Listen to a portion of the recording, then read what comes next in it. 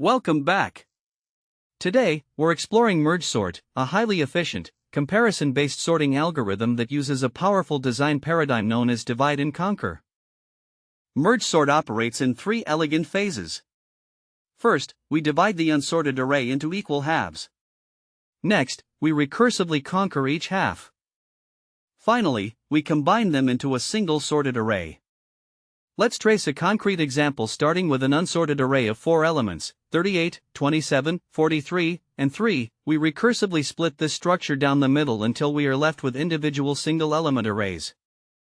Now, we conquer and combine.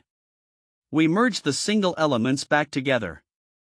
As we merge them, we place them in sorted order, 27 pairs with 38, and 3 pairs with 43. To complete the merge, we compare the front elements of our two sorted subarrays, choosing the smaller element at each step.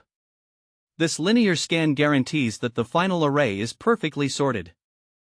In summary, MergeSort is highly stable and predictable.